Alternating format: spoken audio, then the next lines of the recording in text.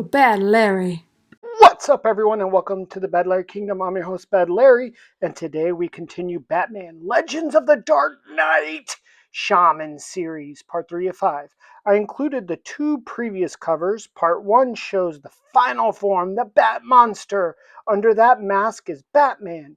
Under the Batman mask is the young Master Bruce, showing the death of his parents was so significant he created a mask to hide behind. In this series, Bruce Wayne is brand new to being Batman, so the character is much more down to earth, more relatable, more vulnerable.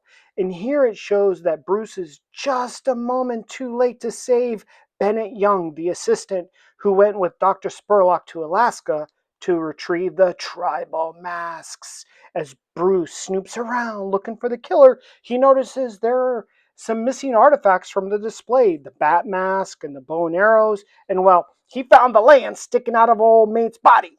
The cops show up, and now Bruce has got to answer some questions. I like this because Bruce is investigating as a regular guy, not Batman. I feel like he learned from this experience. For time's sake, it's much easier to do this investigative work as Batman and then disappear into the shadows. These two maids provide Bruce with an alibi, but this scene here proves my point. Why bring unnecessary heat onto a secret identity when he can bypass all of that as Batman? I like the relationship established here with Alfred. Alfred is much more part of the team, it feels like, in this researcher type of role. Bruce is connecting the dots between the tribal location in Alaska called Otter Ridge and the masks that are being used to commit crimes here in Gotham, as well as all of these human sacrifices that have been occurring over the past year, but he doesn't know what the connection is just yet. This Shaman mini-series is all about the mask and what's under the mask. Here we see under the mask. It's safe, boring, going to the bank, Bruce. But here we see the flip side. Nighttime Bruce in his Batman mask. It's cold. It's not safe. Actually, it's freezing. The cape helps some with the cold, but these frames show Batman is still new to being a vigilante, and he is ill prepared for all the obstacles Gotham has to offer, including the weather. Batman has tracked down a known drug dealer to this construction area, about to witness a drug deal. There are 5 thugs. You would think no problem for Batman, but this is early career Batman. 5 thugs against a regular man, even with training, is still not good odds. But Batman swings into action, takes one thug down with the Beast's favorite move, the flying double feet to the face maneuver. Another one is down with a front kick to the face. One tries to run and gets knocked the F out. Batman says, "Why are you running?" But out comes the guns. Batman has no armor or guns. The fight seems to turn to the thug's favor. Or has it? This thug wasted all his ammos firing wildly into the night and gets the old karate chop to the back of the neck. Ki-yi! Looks like it's down to just one thug.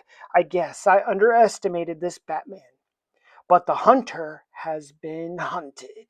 The 5 thugs were just a trap to coax Batman out into the open. I love this rawness. Old mate uses a cement bag that's lying about to knock Batman out and allows the thugs to curb stomp Batman while he's down. This feels totally real. It feels feasible. I'm all in. How's Batman gonna get out of this? These thugs kick the living crap out of Batman, totally knocking him out, and carry him to the top of the construction site and are about to toss his ass off.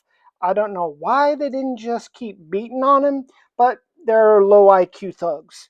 Batman's got enough recovery time to launch his counterattack before his main enemy shoots him in the back with an arrow. We finally get to see his main enemy of this series, face to face, or rather, mask to mask. Old mate bum rushes Batman and pulls out his blade. Who could this guy be? Well, I'll give you a clue. We have seen him before in previous episodes. The tassels on his boots are also a clue. Batman learns another lesson with this battle. He needs better gloves.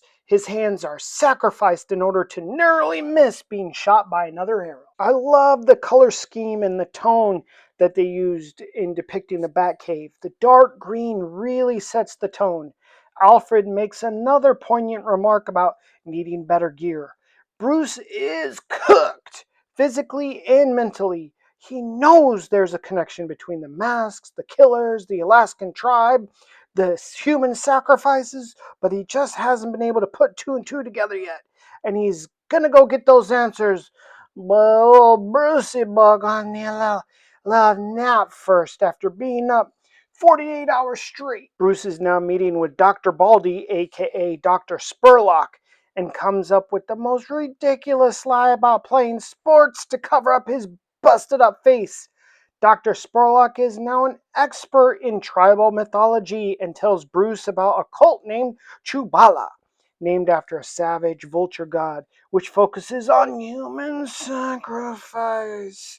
The dots are connecting here. Bruce has been trying to figure out how the killer and the human sacrifices that have been occurring over the past year are connected. What is interesting is how in this panel, the typical Batman storyline and the villain type are abandoned, supplanted with the occult, mysticism, mythology, and seemingly dark magic, which is way off the beaten path for a Batman story. Dr. Spurlock tells Bruce more about this Chubala cult. The killer in the mask, Batman's current main enemy, is killing people in order to become an avatar of this Chubala vulture god. But Dr. Spurlock's loose lips gets his ship sunk. The masked killer strikes again. It's amazing Bruce is totally unaware he's being tracked and hunted by this guy. Typical kill enough people to get into the afterlife type of cult. This Chubala cult. I wonder where we see this ideology in the real world. I think they have a name for it, like it's like jihad or something, but what do I know? An arrow narrowly misses Bruce and the masked killer escapes, like you do, leaving Bruce next to another dead body in this issue. Alfred again shows his worth as he gives Bruce Wayne the tiniest of pep talk, preventing Bruce from totally hanging up the cape and cowl, reminding Bruce of the connection between the occult and the Indian tribe in Alaska. This mission to Alaska is make it or break it for Batman. Bruce says if he fails up there, he's quitting being the Batman. Crazy! I love seeing this side of Batman, the humanity, the doubt, this early version before Bruce goes full Batman, the unstoppable Batman. When Bruce lands in Alaska, we see the same Indian shaman who healed Batman back in part 1, dancing in the crowd like a drunken fool, begging for money. Why? The story that the shaman told to Bruce back in part 1, which healed Bruce, came at this cost. This old man's sanity, or well, his dignity. Remember, it's been over a year, well over a year, and Bruce asked the man's granddaughter if she remembered him, and she's like, yeah, rich white guy that ruined my granddad's life? How can I forget? And she gives Bruce the old slap across the face for not only ruining her granddad's dignity, but also funding Dr. Spurlock's mission up there to Alaska to take all the Indians' cherished relics, which hasn't gone too well for anyone, as both Dr. Spurlock and his assistant are both dead, and Grandpa's gone full alky. The town is overlittered with tourists now. It's all effed up because of Bruce. But she does offer to take Bruce to the lodge where he can rent a room, so she's still a nice person. The granddaughter tells Bruce that Dr. Spurlock got all the people in her tribe hooked on the alcohol and the drugs in order to take their secret Indian artifacts, and how Dr. Spurlock learned of the ancient story that healed Bruce.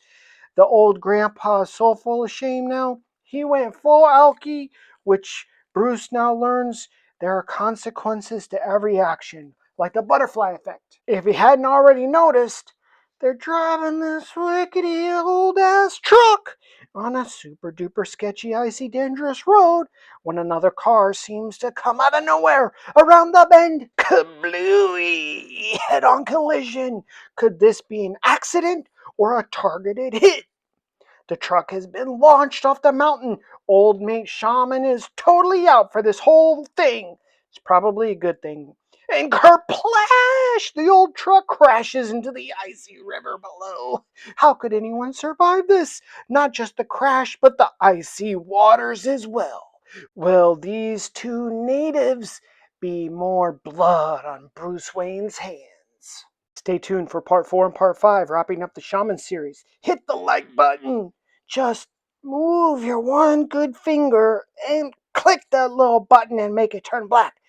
Ah, there you go. Feels nice. Peace.